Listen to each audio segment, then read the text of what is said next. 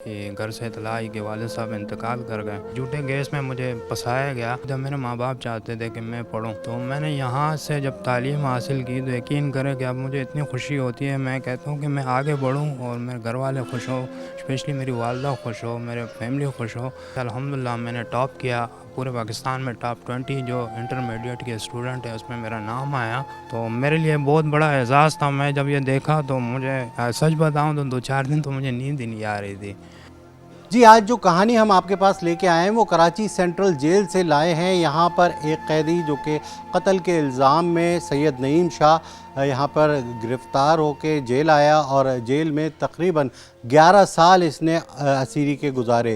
اس 11 سال کے دوران اس نے یہاں پر تعلیم و تربیت کا سلسلہ جاری رکھا۔ اس میں جو ہے وہ میٹرک انٹر کیا، مختلف کورسز کیے اور تعلیم کا شوق جو ہے اس میں وہ اس طرح آگے گیا کہ انٹرنیشنل چارٹرڈ ایسوسی ایشن کی جانب سے اس کو 10 ملین روپے کی اسکالرشپ دی گئی ہے، جو کہ بہت بڑی جو ہے اسکالرشپ ملی ہے۔ اس کو چارٹرڈ اکاؤنٹنٹ بننے کا شوق ہے۔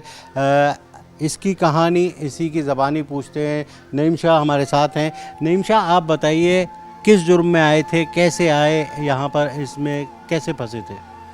میں 302 کے کیس میں آیا، سیکشن 302 کے کیس میں یہاں جیل آیا ہوں 19 مئی 2011 کو۔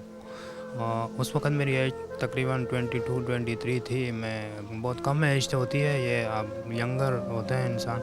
تو اس وقت جب میں جیل آیا تو میری ایجوکیشن نارمل بیسک ایجوکیشن تھی، مطلب میرے والد صاحب حیات تھے۔ جب مجھے کنوکشن ہوئی اس کیس میں تو میرے والد صاحب کو بڑا دلی صدمہ ہوا، ان کو فالج کا اٹیک ہوا اور لاسٹ 19 اپریل 2018 کو میرے والد صاحب انتقال کر گئے۔ مجھے یہیں گھر سے اطلاع آئی کہ والد صاحب انتقال کر گئے، تو وہ لمحہ میرے لیے بڑا تکلیف دہ تھا کہ میں بتا نہیں سکتا ہوں، اس وقت میرے پاس الفاظ نہیں ہیں۔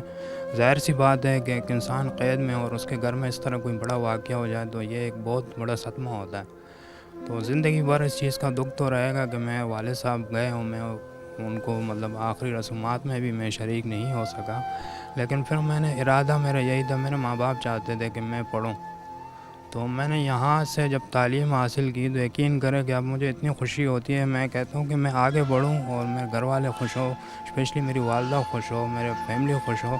اور تعلیم حاصل کرنے سے مجھے آگے پتہ لگ گیا ہے کہ اب ہم نے اپنے بچوں کو کیسے پڑھانا ہے، ان کے ٹیلنٹ کو دیکھنا ہے کہ وہ ان میں کیا ٹیلنٹ ہے، اس ٹیلنٹ کے مطابق جو ان کی ریکوائرمنٹ ہو ایجوکیشن کے حوالے سے ان میں ہمیں ان کو سپورٹ کرنا چاہیے۔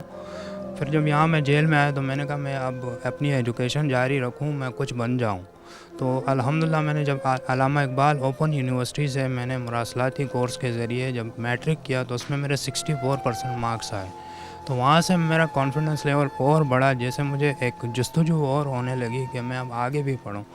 پھر ایڈمنسٹریشن نے میری کراچی رجسٹریشن میں کراچی انٹرمیڈیٹ بورڈ میں میری ایڈمیشن کروائی اور وہاں سے الحمدللہ میں نے ٹاپ کیا، پورے پاکستان میں ٹاپ 20 جو انٹرمیڈیٹ کے اسٹوڈنٹ ہیں اس میں میرا نام آیا۔ اس بہا پر مجھے پچھلے 4-5 دن پہلے مجھے انسٹیٹیوٹ آف چارٹرڈ اکاؤنٹنٹ اور پاکستان کی طرف سے مجھے ایک لیٹر موصول ہوا، ان میں انہوں نے مجھے مبارکباد دی۔ انہوں نے مجھے کہا کہ ہم آپ کو یہ اسکالرشپ دے رہے ہیں، آپ اس کو ایکسیپٹ کریں، آپ کو ہم فائنینشلی سپورٹ اور جو بھی آپ کو فیسلٹیز ہوں گے وہ ہم دیں گے۔